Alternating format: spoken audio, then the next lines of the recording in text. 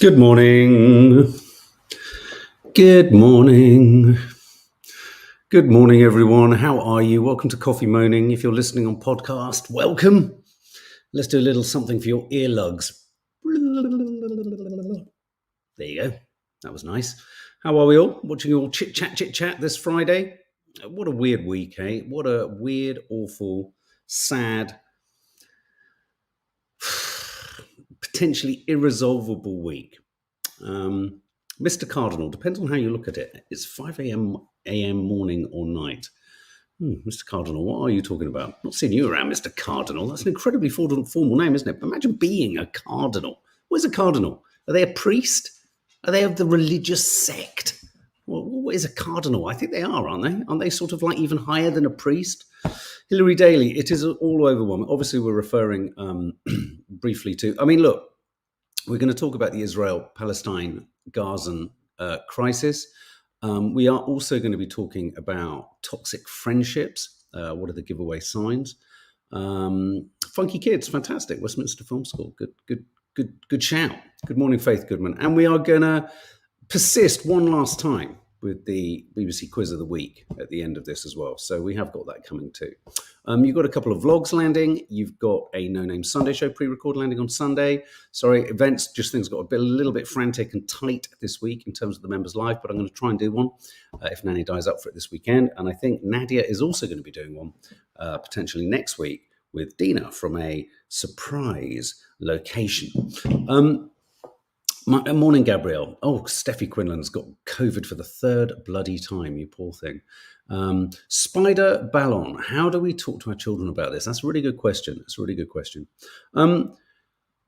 Okay, so we're going to talk about all those things. We're also going to be talking about the way in which the mainstream media is covering this topic, the language they use, the words they use, how we describe it. It's an incredibly fraught, dangerous, minefield, quite literally, on both sides of the political, cultural equation. So it's really tricky. And I think what one is faced with often with this topic, and look, what you have to understand is that this problem hasn't just emerged. The issue between Palestine and the Gaza Strip and Israel, it is no new thing. It's 70 odd years old. It's been there a long time.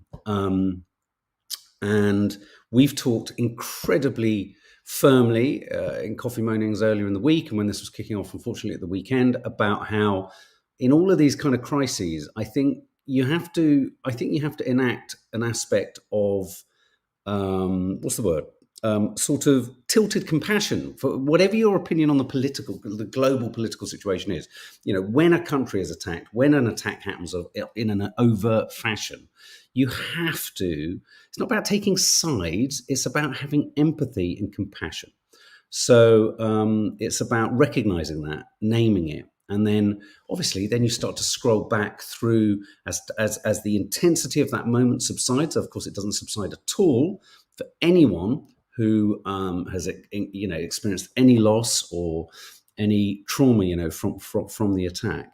Then, moving towards conversations about how long-lasting this conflict is, how equally distressing losses happen on the Palestinian side and have happened over the years in a different way. And I think it's the ferocity of the attack, or the ferocity of aspects of the attack that's really obviously shocked the world, shocked Israel, understandably. But there are many, some Jewish schools have closed in London, and of course the offshoots of this are anti-Semitic protests, anti-Semitic attacks, anti-Semitism. I heard this morning that even White Hart Lane, Tottenham Hotspur, that's a team I support, their football ground has been attacked. It's not necessarily overtly been described as a race attack, but it seems a little bit coincidental, doesn't it? And shall we save Jay Freedom? Thank you. We'll save the Discord chat for a little bit later. It's it's inflammatory, it's heated, it's difficult. Now, the first thing one has to talk about is that civilians have suffered in this attack in Israel, and civilians are about to suffer and have been suffering for years in a different way in certainly the Gaza Strip and the West Bank, Palestinians. I think so many things are happening in this conversation which really confuses things. So, for example, if you are to express concern, compassion, or worry about Palestinians, that doesn't mean you're anti-Semitic. It doesn't even mean you're necessarily anti-Israel in terms of Israeli policy. To be anti-Israeli government policy is not to be anti-Semitic. I want to show you a little film. It's like a screen recording that I did of a carousel, which I've animated, because I want you to look at these headlines. And I thought this was a really, Nadia sent this morning, this is a really important little thing to look at, because I think it will surprise many of us and wrong foot many of us too. So look at these headlines here. It's an opinion piece in Haaretz.com. So let me go back to the beginning here. So you've got Israel can't imprison 2 million Gazans without paying a cruel price. That's one headline. So just let these headlines sink in. Netanyahu bears responsibility for this Israel-Gaza war. Israel's patently illegal Gaza operation. This was earlier in the year. A humanitarian corridor, in inverted commas, the first step in a prisoner exchange of women and children. You would think that these were the headlines potentially from a Palestinian organization. This is as I say, a publication called sorry, I want to get the name right, Haaretz.com, which is apparently Israel's equivalent to the New York Times. And what's really important about that is there are many, many, many, many people in Israel prior to this catastrophe who were strongly anti what the Israeli government was doing, and also believe, as I do, that if you squeeze an entire culture, population, society, geographical area of land, forget the politics, if you squeeze, it's like if you do it with any creature, if you squeeze, you hem in, you remove opportunity, you remove the ability to be even in control, as we're hearing now, of your water or electricity, you can't be entirely surprised that resistance comes. And I think that in saying that, that's not saying it's explainable, justifiable, isn't an act of terrorism. But unless that connecting thought doesn't happen, and the point to be made here is that connecting thought has been made by countless, Israelis, Israeli Jewish people. You can see that connection. You can see that connection. If you hem people in a sort of, let's not beat around the bush, a sort of glorified, not even glorified, how do you glorify it, but a sort of a camp of sorts, you're going to get resistance. And resistance, unfortunately, it's like, anger is an emotion we all feel. The vast majority of us know what not to do with that anger. But then there are many who don't know what to not do with that anger, or when your opportunities are completely removed, you can't be surprised when that anger erupts in a fashion that is entirely offensive, hostile, terrorizing, terrifying. Now, another interesting detail in the whole Israeli-Palestinian crisis is that the Egyptian intelligence services notified Netanyahu between 3 and 8 days prior to the attack. Now, once again, this is a problem for the Israeli population. Netanyahu isn't popular, but Netanyahu was made aware of this attack. Now, we've had our own attacks. We had our own 9/11s. Imagine knowing that 9/11 was going to happen, or something like it. And let's not forget, Netanyahu being told this through intelligence services and communications with Egypt and not acting on it. In fact, not only not acting on it, but what strikes me as really bizarre is having what seems like a much reduced military presence in the area that they came through in. So these elements, these aspects, again, are something for the Israeli population, that free-thinking, critical thinking Israelis are having to think about. Now, that's completely different. There's this sort of political debate going on, and then, of course, you've got the incredibly personal. There are hundreds and hundreds, thousands and thousands of people in Israel who have just been hit in the most horrific way. And for me, it's totally understandable and justified that they are feeling just the raw desire to hit back, punish, and send a signal back. So the consequences of what's happened, it all makes sense. But we cannot pretend, and it goes back to something I think me and Nadia were saying in a previous Coffee Moaning. This is where the West and America and the UK and all the other countries in the world and the UN have to be the grunt. I mean, this isn't to say be the grunt, but because it's the intensity of what's going on the ground between Palestine and Israel is too emotional, it's too fraught. You need some countries that are taking an entirely responsible approach to this. And the problem is that if you take an approach at the moment that in any way suggests, which is where I'm getting to, that the Israelis don't now tell 1.1 million Gazans, which they've done today, they've given a warning that everyone in the north of Palestine needs to move to the south of Palestine. Let me just check, is that right? Israel warns 1.1 million people to flee northern Gaza within 24 hours.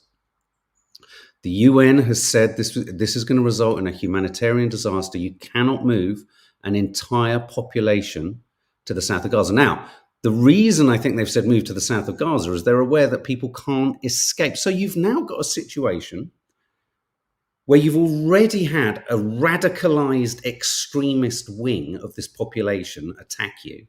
You're going to hem them in even more. You've turned off their fuel, the water, and electricity. You're asking half the population to move to the south of the country, and you're then going to bomb, look, what they're trying, the Israelis would say the difference here is, and this is a fair point, we're giving you a warning, but what kind of a warning is 24 hours?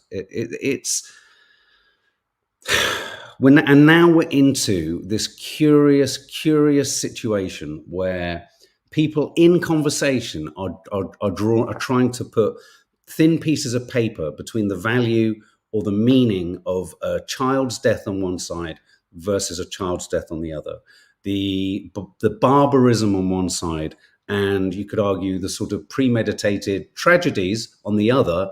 But given that there's a warning, a death is a death of a child, is it not? Isn't the death of a child on either side the death of a child?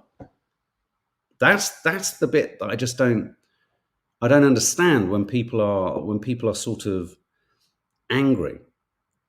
And as I said, anger is absolutely right, but it's what you do with it. And I think that's where it was right that the whole world supported Israel, bearing in mind there needs to, I hope to God diplomatically there's some interrogation. I hope Blinken, as he landed, the US Foreign Secretary, I hope he asked Netanyahu about the alleged warnings, because if I was one of the parents of one of the children who'd been shot in the Hamas attack, I would want to know why there wasn't an increased military presence in that area of Israel.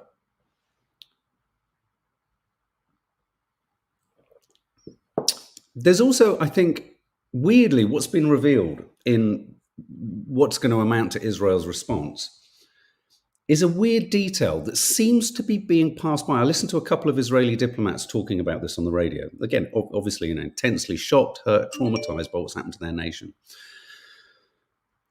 But there was this weird thing where one of them said this: why would we let them have their water and electricity?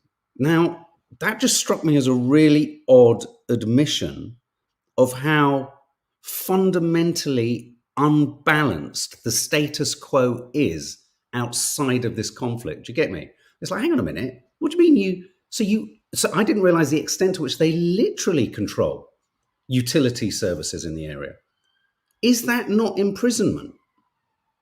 of a sort. Is that not control of a sort that across a long period of time, once again, well, and this is where the West, again, needs to aid Israel and aid Palestine to find this solution. Because I tell you what's going to happen, and why, and is anyone going to be surprised by this? Any now ground invasion on Gaza is going to radicalize the next generation. If the idea here is to remove Hamas, this is such short-termism. You're going to potentially remove their tunnels, which is why I mean, you could argue why they're clearing everyone out, because Hamas will just move south with all of the civilians. They want to bomb the infrastructure in the north to destroy the underground tunnels, and that requires a pounding of unprecedented proportions. Yeah, you know, in pounding that, you may, let's say in an ideal world, Israel gets every Hamas member as they are now. They've all got families and they've all got children. Those are going to be the next radicalized Hamas militants. And if in these next few days it's felt that the response is not, you can't draw proportionality to what happened on Saturday last week, but if it feels disproportionate insofar as a total humanitarian crisis on a scale of millions develops, you're not only going to lose you might win the battle, but you're going to lose the war, because you're going to radicalize infinitely more people. This is why it's such a complicated, and why it's so important that the people are allowed to talk like this in this period after the event without being accused of being sympathetic to anyone, because this isn't about being sympathetic to terrorism at all. This is about understanding where it comes from, and it feels like no one wants to understand. And that's when I start to think that it's very short-sighted again when people seek to say that you're a supporter of Hamas if, for whatever reasons, the Football Association has said they're not going to light the stadium. You know what? Let's not talk, Wembley Stadium lighting up in either colour should not be the story. Let's not start shaming people for whatever might be the complicated reason for them not necessarily feeling it's the right thing to do. Hannah Lieb shoots, Mark, what do you think about celebrities like Kylie Jenner and Justin Bieber talking about this? I do not know much about what they said, but apparently their posts seem ignorant of the conflict. Well, that is one of the things that we've got up here. Justin Bieber posted an image, didn't he, of support for Israel. To be fair, he says his thoughts and his prayers are with civilians on both sides, so it's not just a one-sided thing. But obviously the attack was on Israel that's triggered this latest crisis. And that's my point. We can't ignore that Israel at this moment was the recipient of a huge blow. Yes, across a longer period of time, you look at the statistics, I think since 2007, there's a graphic that shows, CNN were publishing it, the sheer number of Palestinians that have died over that period of time is something like 6,500. Prior to this crisis, the number of Israeli Jewish people that have died is somewhere in the region of, I think, 100 and something. And again, it's not about, any number is bad. But it's interesting that those 6,000 Palestinians across a broader period of time, I don't think we've ever seen as many images, have we, of what's happened to them? Have we? I can't think of any. So when celebrities weighed in, and Justin Bieber posted the wrong image, I think he thought he was posting an image of the decimation in Israel. But what he actually wrongly used was an image of decimation of the Gaza Strip, which in and of itself is kind of revealing, because it kind of proves that the most arresting, weirdly, images that you reach to in the Middle East for someone who isn't intimate, obviously, as he isn't with the story, are images of Gaza. Victoria Moore, who gives a shit about something being lit up? We want to hear from Western governments about what they're going to do to stop this escalating, not what the FA thinks or are doing. I mean, I choose to not see this as some kind of failure or spinelessness. I just think it's an irrelevance what the Football Association does. It's an irrelevance. You run the risk of just poking an ant's nest, and I think if more institutions could just not take a position on this, because what's clearly behind that is, yes, we all have sympathy for Israel in the immediate moment. But as we're discussing now, unless you're an absolute moron, this is infinitely more complicated now than just the attack. So do you know what I mean? It's kind of like, I just think sometimes it's like something people can get cross about. Let's get cross about the FA. Now, Another one, which is a good example of that, is the BBC. Now, the BBC have come under fire for not using the word terrorists to describe Hamas. And I do think that they should be, what happened was an act of terror. Now, what do you think about this? Should they be referring to the BBC's argument? John Simpson was on the radio a couple of days ago saying the term terrorist is a prescription based upon a judgment. Okay, this is very hard. This is a tough debate to swallow, this one. I'm trying to think of a good historic example of this. So, for example, I also remember in the 80s, the ANC in South Africa being described as a terrorist organization. And of course, through the mists of time, you realize that they were actually fighting for something that was spectacularly obvious. Now, we are not in a position, if we're not Palestinian, to say if we feel the same about Hamas. But my thing about why the BBC potentially shouldn't use the term terrorism, and this is actually a really important point, which I don't actually think has come up. Very few news organizations can get access to both sides of this conflict. To get behind the lines in Gaza is incredibly dangerous. I mean, we were going to go out there to shoot through Family Connections, a film about a female sort of Formula One team of women. But getting in there is difficult. Staying in there is difficult, and staying alive is difficult.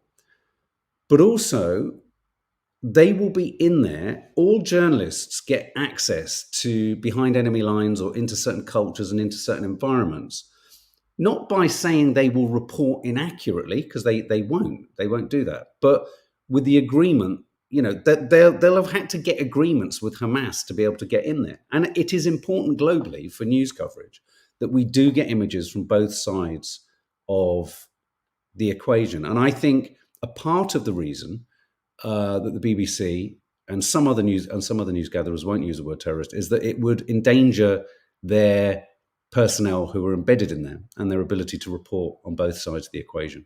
So I don't think it's about, as many people wanted to suggest, that they're Hamas sympathizers or anything like that. Again, it's like, there's the head, let's just get shot, let's just be outraged and cross. Well, maybe there's a more complicated reason. And I think that complicated reason is about access, and it's about being able to actually report a greater truth beyond what we're getting, which is a lot of kind of alleged, CNN reporting, where have I got it? CNN reporting today, or reporting yesterday, that an Israeli official says that the Israeli government cannot confirm that babies were beheaded in the Hamas attack. Now, why something like that is important is it doesn't mean that images of babies that have been killed isn't awful. But again, we're getting into this strange sort of trade-off between which is a more awful way to kill a baby. I mean, that's where we're at.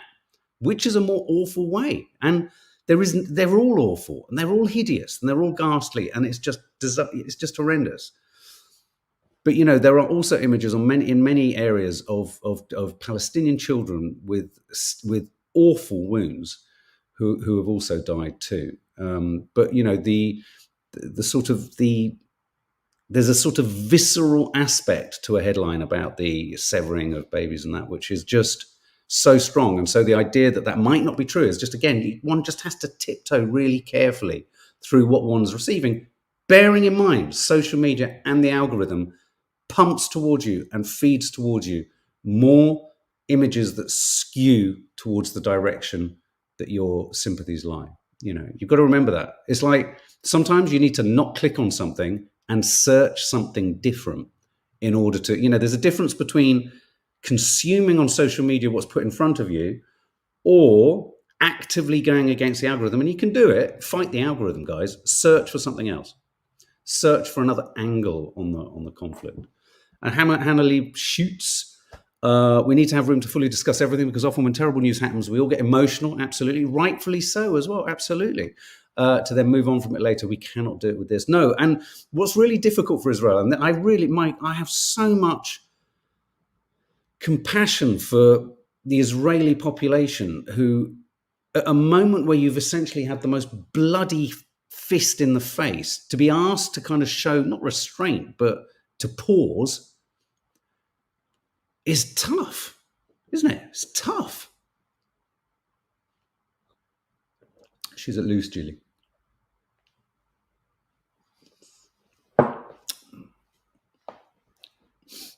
Ublu, Jerusalem Times wrote that these stories have been confirmed in the meantime. What's been confirmed is the awful, awful burning, shooting of children, adults, grandparents, and the beheading of other individuals. Now, the point is that both sides of the equation, I'm not disputing what the Jerusalem Times have said, but on both sides of the equation, there is going to be a desire to inflame and justify angry response. So it's just important to remember that. So as we sit here now, what is happening with, let's just have a look. So as I say, Israel's told 1.1 million people to flee North Gaza. I think there is going to be a bombing exercise. Hamas and other Hamas sympathizing groups have called for a day of jihadi protest. So I think there are going to be protests across this country. Any potential anti-Semitism is just totally reprehensible. I mean, it's just horrendous. 10 minutes ago, a barrage of rockets have been fired towards Ashkelon and southern Israel. So they're still firing from Gaza. So that, they still have capabilities. The World Health Organization is saying it's impossible to move severely ill patients in Gaza. Hamas are also claiming that the bombing of Gaza has already killed 13 to 15 hostages that they had. So yeah. Okay, Ublu. Well, we'll check that. We'll check that. Yeah. Akil Said, I am Muslim. It's been a horrible few weeks. Don't condemn violence on either side, but love your guys' balance. It's about balance. And also, I once again go back to, I'd be really interested to see what you think. Ublu, obviously. What do you think of these sort of, the headlines in Haaretz.com, where there is a feeling, there is a feeling amongst a lot of Israeli commentators, thinkers, the population, that it's not surprising that there are extraordinary shows of aggression when you look at the conditions of the occupation of the sort of hemming in, if you like, of a population.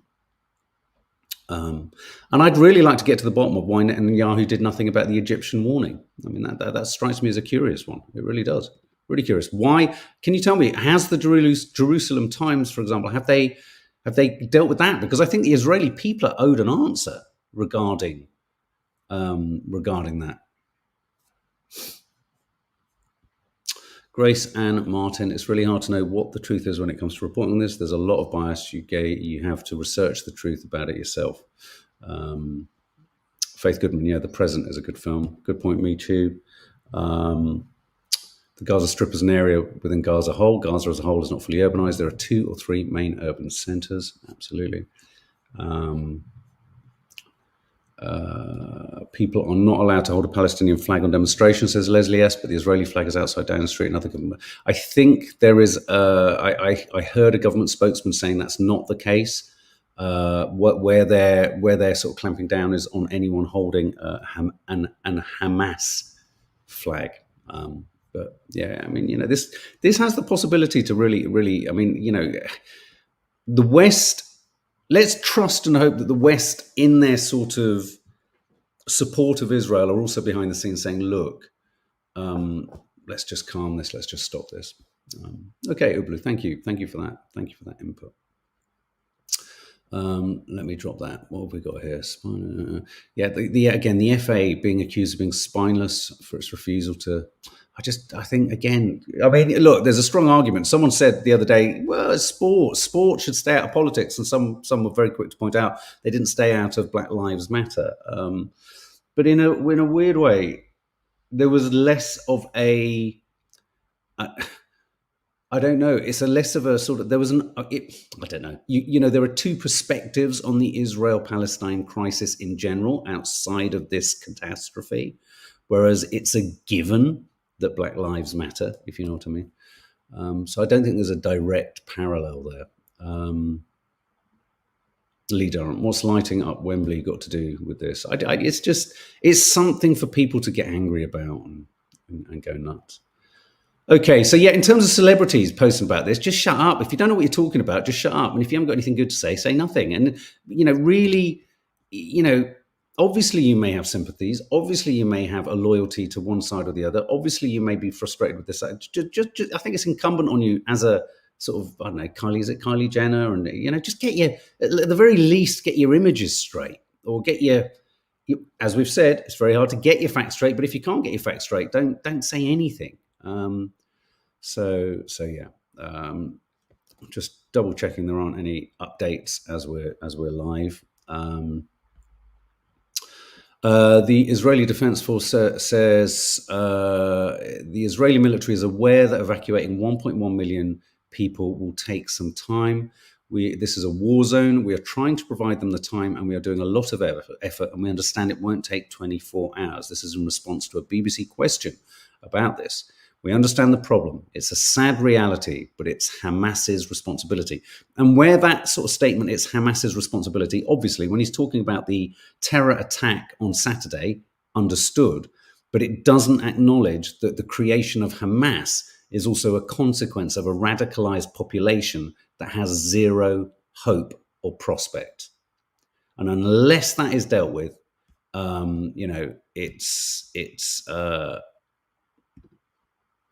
we're not going to get anywhere. Okay, so Israel has duty to turn what to say. I think we've done all that. So okay, let's talk about anyone here. Moving off this topic just for a moment. Anyone here struggled? I know some of us have struggled at the hands of toxic friendships. Anyone here struggled at the hands of toxic friendships? And what are the subtle signs? What are the subtle signs of a toxic friendship? Here's 13 signs of toxic friendships. So, they don't respect your boundaries. That's one. Let me just pull this. Supporting. Oh, that's annoying. Sorry, what's that?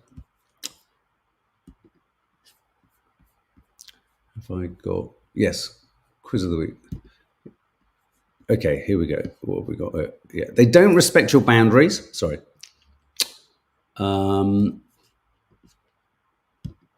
Sorry. Number two, the friendship is one-sided. 3, you feel drained by them. 4, everything is always your fault. It kind of goes to the kind of narcissism thing, doesn't it? I love the narcissistic kind of transaction, which is, so say I'm talking to a narcissist, or I say something to a narcissist that hurts them. That's my fault. All right, that's fair enough. But then if the narcissist says something to hurt me, apparently to the narcissist, I've made them do it. So it's also my fault. I think this is a little bit in that one. Everything's your fault. They guilt trip you. A toxic friend leans on guilt tripping, blaming you for something. So imagine a friend trying to guilt trip you into doing something, like, you never want to see me anymore. They blame you and make themselves the victim. Number 6, they're not trustworthy. Loyalty is big. But how many friends backstab or enjoy? How many friends actually enjoy it when things don't go well for you? That's the sign of a toxic friendship, right? We'll read some of your comments out in a minute. I'll just run through these. Number 7, you've outgrown them. Or one or both of you enables the other. For example, you may want to quit drinking, but this friend's always insisting you come out for happy hour with them.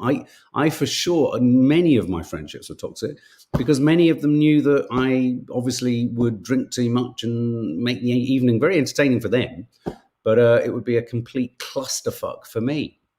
So yeah. Jenny J, yes, it does. Thank you very much. We do have mods. Are you asking for a reason? Number 9, they're manipulative. Number 10, they bully you. Anything that makes you feel less than is a sign of a toxic friend. 11, this is an important one. They never seem happy for you. A toxic friend may even go so far as to sabotage your success because of a sense of competition or telling you not to do things that are actually good for you. You know, it's that sort of, do you ever get that thing sometimes where you think, hi, Tori, that you think, oh, you know, or you watch a friend sort of talking to another, you think, oh, they're not happy that they found something in that relationship because they haven't got a relationship. You know, some people can get relationship envy. And so they'll sow the seeds of discontent, won't they? They'll sow the seeds of discontent, which I think is interesting. Oh, there you go.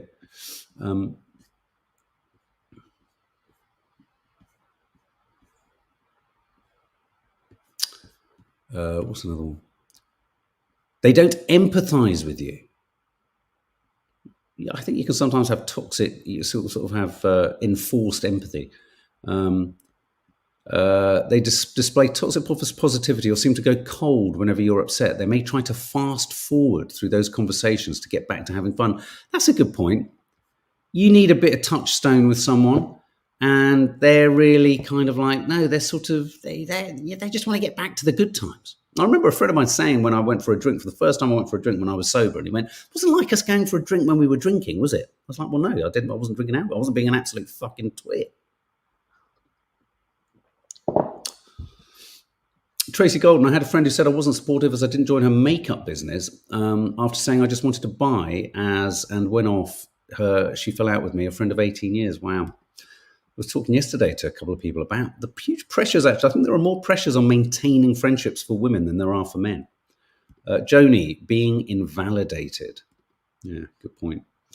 James Flanagan. Recently, I spoke to a friend who, for the past 8 to 10 years, would always begrudge any success I had. I confronted this person, and now that toxicity has gone. That's good. That's good. So, proof that you can actually talk it out. Fantastic. Julie, my sister always blames my mental health when there's tension going on between messages and repeats herself, my mental health. Elaine Denning, when you are left feeling worse when they leave than you felt before they arrived. Absolutely. Entirely agree. Did I do the 13? The 13, they don't actually accept who you are. They don't see who you are. They don't see what you are. They don't consider that some things might make you feel a bit funny or a bit off, and they don't curate what they're saying. It's like reading the room, isn't it? It's like read the room sometimes. You might want to say something. It's that thing of better to be kind than right, you know? Don't just walk into a room and need to make your stamp intellectually or emotionally.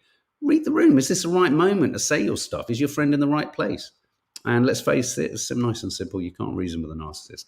The only thing you can do, Zoe, is starve them of any, not even attention, because no one has got more attention for a narcissist than the narcissist, but starve them of, and I think this is where narcissism as a phrase is really important, starve them of their reflection in you. I literally remember someone who we know talking to someone else, and I could see they weren't listening because they were so captivated with their own image in the sunglasses that the other person was wearing. And for me, that went to the very heart of narcissism. In a metaphorical sense, narcissists are wanting to see a reflection of themselves in you, so everything pertains to them.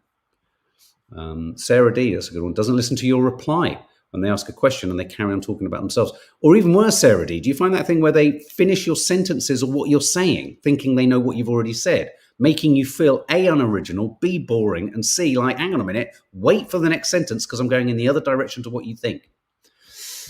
Anyway, okay, let's do the quiz of the week. So for those of you who are familiar with the channel, every Friday we do a little run through. It's usually the BBC quiz of the week, 7 questions, A, B or C. We might change this up in the ensuing weeks. The Independent does a really nice one. Obviously, we don't have time to do a sort of huge question and answer and give you lots of different choices. What's nice about the BBC one is that you have three choices. And it's nice for you all to say A, B, or C. Whereas if you have a question where you've just got an answer, there'll just be lots of answers coming in, won't there? So do you prefer, here's a question now, do you prefer the ABC or individual answer? So I put ABC or answer. If you're happy with the ABC, we'll stick with it. Just some days it's just so golfy, isn't it? It's golfy, crickety. I like cricket, but it's no one else does. Victoria Moore, you're not. Oh, bear with me one sec.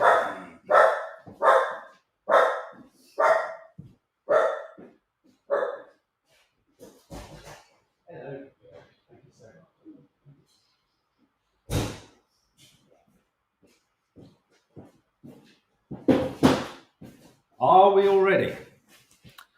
Are we all ready? It's like an artwork, isn't it? An empty shot on a YouTube channel. Okay, let's do it. Oh, you're all saying ABC. I tend to answer with A. Okay, well, let's do this. Let's do this now. Let's do it now. Okay. American gymnast Simone Biles became the most decorated gymnast in history. Wow. As she won 4 more titles at the World Gymnastics Championships. In addition to individual and team all-rounds, which of these disciplines did she win? It's going to be a guess, guys, but you might lead with a good one. I've looked at the others, and I think you have a fighting chance with the others. Did she win in the beam, A, the beam, B, uneven bars, or C, the vault? Excuse me. What did she also win in? A, the beam, B, the uneven bars, or C, the vault? She's a gymnast. Lee Durrant is saying C, the vault. Joni is saying B, the uneven bar. Sarah Witherington, Ellen, Janine Amory are all saying the beam. I'm now going to have something that's quite shocking.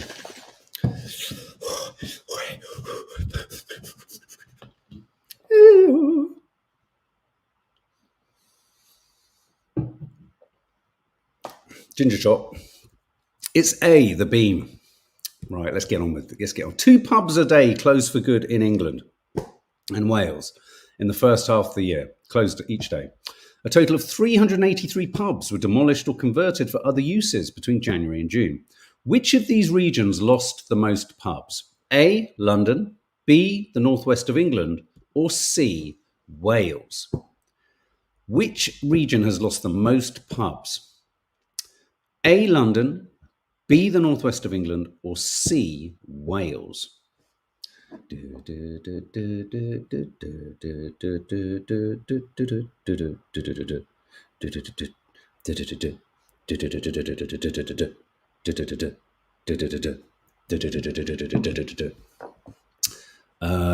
answer is Wales. Georgina Demetrio, well done. Question 3. A defensive mother brown bear known as 128 Grazer was crowned winner of Alaska's annual Fat Bear Week after voters backed her in the knockout competition. But which tubby teddy did she defeat in the final? Wow, a defensive mother brown bear was crowned winner of Alaska's annual Fat Bear Week. Fantastic. I think we have to do a caption competition for this. After voters backed her in the knockout competition, but which tubby teddy did she defeat in the final? Was it 480 Otis, A, B, 806 Spring Cub, B, or C, 32 Chunk? I love these names. I want to be in that competition, says Sarah D. Oh, Fat Bear Week. Got to tell Maddie about this. That's hysterical. Fat Bear. She loves bears. Fat Bear Week. So who did 128 Grazer beat? Was it A, Otis, B, Spring Cub, or C, 32 Chunk? They all sound like hip-hop artists, don't they? It's C, Julie Hilton. You're right. Chunk.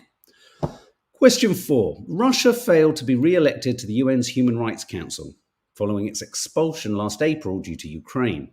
Speaking against Russia's inclusion, which country's ambassador urged UN members not to take an arsonist for a firefighter? Quote. Speaking against Russia, which of these countries' ambassadors urged UN members not to take an arsonist for a fighter, i.e. there's a critical stance on Russia? Was it A, Albania, B, Ukraine, or C, the USA? Which one of those three pushed back? Natasha Milchin, hopefully your card will land in Tel Aviv. A, Albania, B, Ukraine, C, USA. Julie, I give up on doing well in this quiz. Sweetie, I know. The vast majority said they want to stick with the ABCs, though. So I'm afraid we're pushing on. The answer is not USA. The answer is Sarah Fox and Linda Tyler A, Albania. A loggerhead turtle nursed back to health. We love turtles. Do you like turtles? After being washed up on a Scottish island, was released back to its home waters 1,700 miles away in the Portuguese Azores. Is it Azores or Azores? After which island was the turtle named? So they've named a loggerhead turtle that washed up in Scotland after an island. What did they name it? Aran, A, Aran, Aaron, Aaron, Aran, Aaron, B, Iona, or C, Sky? Oh, he's a sweetie. If only we had the image. Did they call him A, Aaron, B, Iona, or C, Sky? Russ Ouch likes Teenage Mutant Ninja Turtles. Have you seen the new film? Apparently it's very good. Ninad says it is. Lots of you saying A. Linda Tyler says Sky. Jacqueline Clement says Iona. Faith Goodman says Iona. Iona. It's B, Iona. You're right. Question 6.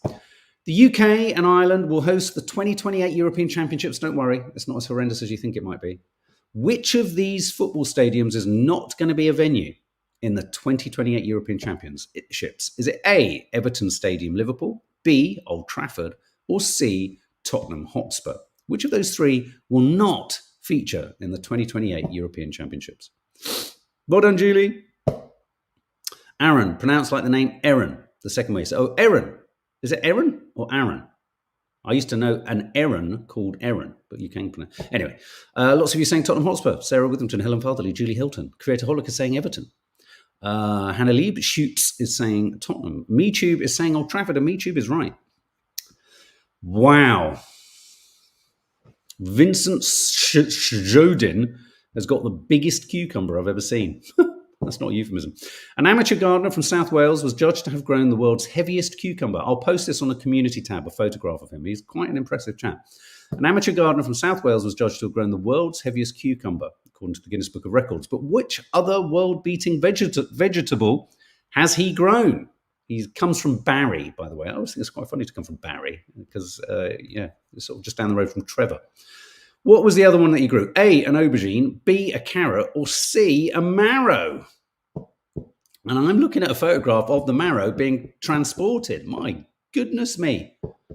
There's a Roald Dahl story in that for sure. Did you see the Wonka trailer, anyone? Did anyone see the Wonka trailer? So what other huge vegetable did he grow? Is it A, an aubergine, B, a carrot, or C, a marrow? Faith Goodman is saying, hey, Faith, you're doing all right this week, aren't you? Makes me think of Wallace and Gromit, Hannah Lieb Shoots. Linda Taylor says, hey, afraid not, it is marrow. And as I say, I will post an image on the community tab of both him with his cucumber and his marrow. Wow, he's never been so popular. Okay, guys. So there you have it. We're going to get another couple does Studland Bay 2. Quite funny. I have an accident. You've got Green Figured Hell coming your way. You've got the Curly Cooks tomorrow. You've got the Coffee Moaning Papers. And all that sort of jazz. If you haven't, go and check out our review of The Great Escaper, Michael Caine film. Pleasant surprise there. If you haven't, go and check out the Wonka trailer. Great fun. And also Zac Efron in a new trailer for The Iron Claw. Have a lovely rest of the day, Friday. I hope it's not too rainy or windy where you are. It is here. And I'm now just going to wave